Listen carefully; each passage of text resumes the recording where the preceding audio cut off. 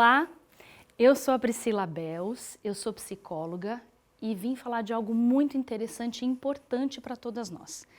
Liderança, o curso de liderança. Mas o assunto hoje é administrando conflitos. Pela nossa tradição, a gente tem muito medo quando se fala de conflito, que a princípio eles são até desejáveis. Onde tem gente, tem conflito. Há pensamentos e ideias diversas, mas a convivência ela gera conflitos. Eu não sei como é que é para você, mas na minha família, quando a gente se reúne um pouquinho antes do Natal para discutir o que vai acontecer ali naquela noite de Natal, os conflitos começam a aparecer.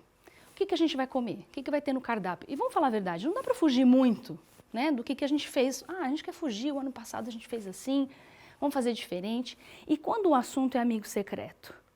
Já me deu calafrio aqui só de pensar. O que a gente vai fazer? Eu não ganho o que eu quero. Eu sempre fico com as más escolhas, o pessoal não acerta muito o meu gosto. Eu não sei como é aí na sua casa. Mas eu sei que na minha casa, um pouquinho antes do Natal, em vez daquele momento sagrado, vem o chamado conflito. Toda a nossa história, ela é permeada por conflitos, porque na verdade eles são essenciais. Pensar que quem discorda de nós não é necessariamente o nosso inimigo, é só outra pessoa. Isso já pode ajudar a gente. Nas situações de conflito, podemos partir do princípio de que o conflito, ele pode ser uma oportunidade de aprendizado. Quando a gente se abre para ouvir e acolher a ideia diversa da nossa.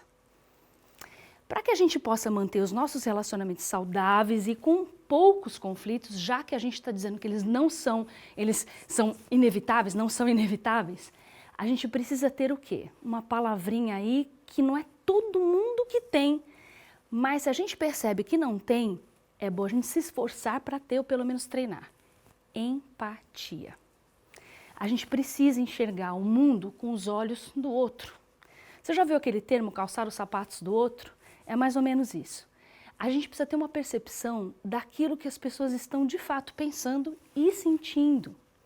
Muitos dos nossos conflitos, eles poderiam ser resolvidos ou amenizados se a gente pudesse ter uma percepção mais apurada a respeito do que realmente está acontecendo. Então, eu interpreto os fatos observando, me preocupando com o que os outros sentem, ao meu ponto de vista e ao seu ponto de vista. Isso é muito recorrente quando a gente conversa com alguém que não tem a mesma idade que a gente. É um exemplo? Como que vê o mundo o adolescente hoje? Como é que vê o mundo a criança? Vê diferente do que eu vejo. No decorrer da nossa vida, do nosso desenvolvimento, a partir de como a gente foi criado e do ambiente onde isso acontece, é que a gente forma as nossas crenças, os nossos esquemas e o nosso estilo de se comunicar com o mundo. A gente vai falar um pouquinho de alguns estilos de comunicação. A gente separou alguns aqui. Vê se você se encaixa ou você conhece alguém que tem esse perfil aí. A gente escolheu falar do diretor. Como é que funciona? O diretor, vê se é você ou alguém que você conhece, tá bom? É o tipo impaciente. Gosta de tudo em ordem. São geralmente pessoas metódicas, falam rápido, são diretas na comunicação, dizem o que pensam, normalmente são líderes. Tenha em mente que esse tipo de pessoa pensa em termos práticos, diretos. Você conhece alguém assim ou você é assim? Tem o festeiro. O festeiro é extrovertido, é amigável, é otimista, é informal, aprecia a vida e se comunica de forma clara, energéticos, criativos. Essas pessoas precisam de oportunidade para estabelecer os seus alvos e serem visionários e não serem sufocados no seu entusiasmo, senão elas murcham, morrem. Tem o estabilizador. Quem são essas pessoas? São pessoas mais calmas, mais tímidas, mais amistosas, são pessoas que falam pouco, mas são leais, são atenciosas, mas têm dificuldade de dizer não. Você é assim Conhece alguém assim? Precisa dar espaço para essas pessoas e não interrompê-las. Por serem quietas, às vezes quando a gente tem alguém assim perto da gente que é quieto, a gente não dá a oportunidade dessa pessoa falar e acha que está tudo bem. Mas na verdade a gente precisa envolver essa pessoa para que ela possa falar, porque os seus comentários geralmente são muito valiosos. Outro estilo, o contabilista. Toda equipe, seja uma família, ou seja uma equipe mesmo, porque a família também é uma equipe, precisa dessa pessoa, conscienciosa e atenta aos detalhes. Porque se todo mundo olha o geral e a gente tem alguém que olha detalhes, essa pessoa é fundamental. Eles são sistemáticos, dão atenção aos detalhes envolvidos, finanças, arquivos, assim como o estabilizador, essa pessoa também precisa ser envolvida, precisa dar oportunidade. Não é uma pessoa que vem chegando. É uma pessoa que precisa você dar entrada para que ela possa vir. Esse tipo de pessoa responde melhor quando se sentir que há uma estrutura confiável onde ele possa estar. Outro detalhe a ser considerado é que a comunicação ela não ocorre apenas com palavras. A gente acha que, falou em comunicação, a gente pensa em fala. Mas é um conjunto de fatores. Não é o que você diz, mas como você diz. Já parou para pensar nisso? Às vezes a gente diz algo de um jeito, a gente tem razão, mas a forma que a gente usa não é a melhor naquele momento.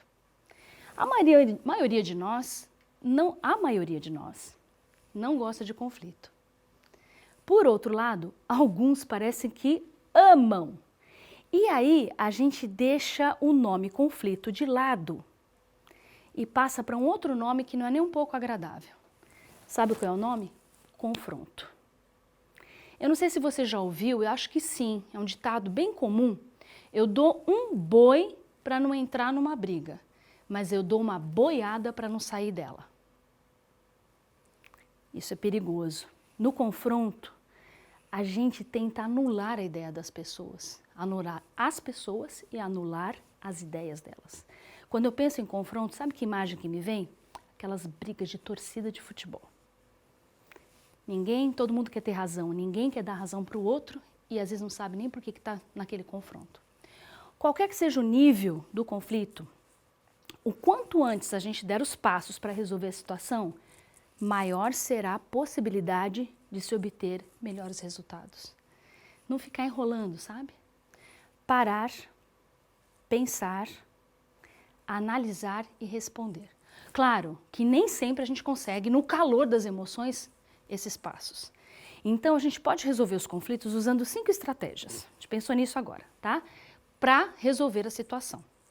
Primeira coisa, evite. Tem uma situação ali meio justa, saia justa, já ouviu esse termo? Saia justa, uma situação meio complicada. Evite, não com medo, mas por respeito. Às vezes o momento e a situação. Não force, é o segundo ponto. Às vezes a gente quer solução imediata, quer resolver tudo na hora e não é a melhor hora. Tem coisas que dependem de tempo e de paciência. Excelente treino, né? Acomodação e ceder. Quando a gente está no conflito, geralmente a gente precisa ouvir a outra parte. Ouvir a nossa, fazer esse vai e vem. E se compromissar. Me comprometo. Quando ambos os lados creem firmemente que estão certos, eu acho que sim. E você acha que não, o que a gente faz? A gente tem que se aproximar e chegar a um acordo de concessão mútua.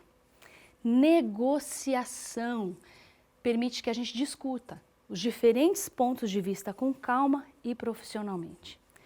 Sempre que eu penso nisso, eu penso quando a gente conversa entre homens e mulheres que pensam tão diferente, adultos e adolescentes, é tão diferente as nossas realidades. Se a gente trabalha junto, de tal forma que ambas as partes ficam satisfeitas com a decisão, nem sempre vai ficar 100% satisfeito, mas que a gente tem uma satisfação, mais ou menos. Empenhar-se para reestruturar o conflito, pensar lateralmente e chegar a um acordo. O que é combinado não sai caro, já ouviu esse ditado? O que é combinado não sai caro, resolve um monte de problemas. Quais são os pontos que você pode ceder a fim de obter o acordo, tendo em vista o que é mais importante? Ambos os lados dão e tomam algo. Às vezes não fica 50% e 50%. Nas relações humanas, nem sempre as coisas são como são as relações no papel de dinheiro, de números. São relações humanas. Mas eu queria pensar com você também o que Jesus fazia diante dos conflitos. Como que ele fazia? Tem 2 livros.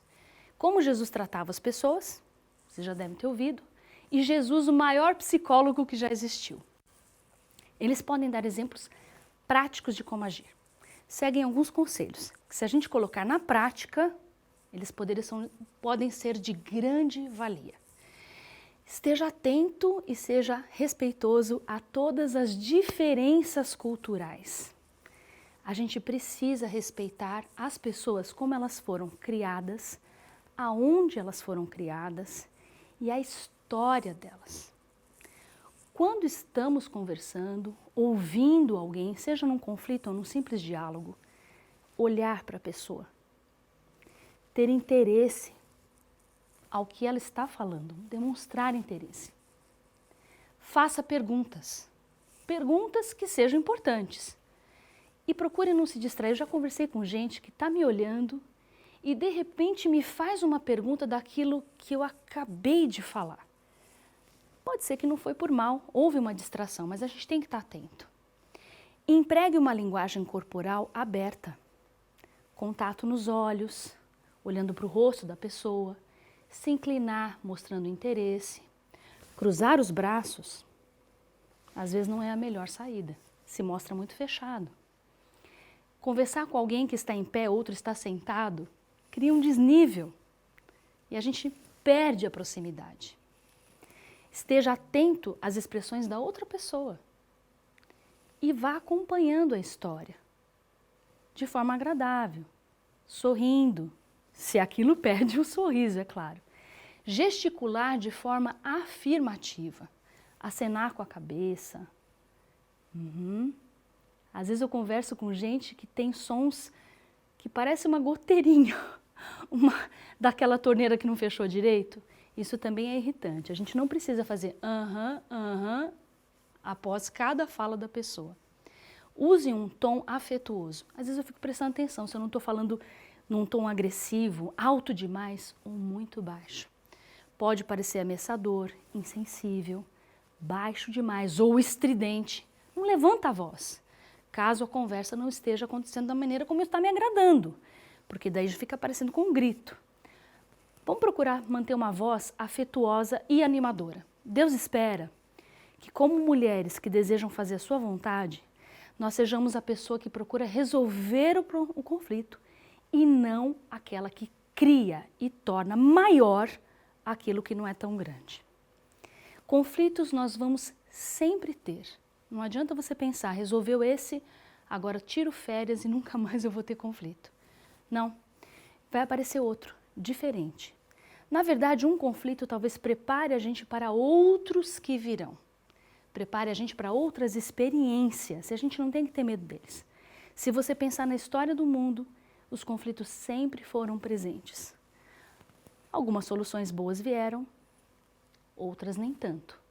Mas sem dúvida nenhuma é uma oportunidade de aprendizado e de troca. Então vamos perder o medo e vamos enfrentar os conflitos. Gente, eu vou ficando por aqui. Que pena! Mas valorizando esse curso, o empenho de cada uma de nós, na liderança. Você é líder em algum âmbito da sua vida, não adianta querer escapar. Se você tem um cargo, se você tem uma função na sua comunidade, na sua igreja, na sua casa, no seu ambiente de trabalho, essas dicas, esses tópicos podem ser muito importantes e fundamentais para a sua vida prática, a sua vida diária. A gente falou de conflito, que é um assunto que eu gosto de falar. Na verdade, eu trabalho muito com isso. E às vezes a gente acha que não tem solução. Às vezes não tem solução para aquele momento. A gente precisa de tempo e precisa de paciência, mas não dá para fugir dele. Que bom que você está empenhada nesse curso, envolva-se, aprenda e reparta também com as outras pessoas. A gente se vê numa próxima. Deus abençoe vocês.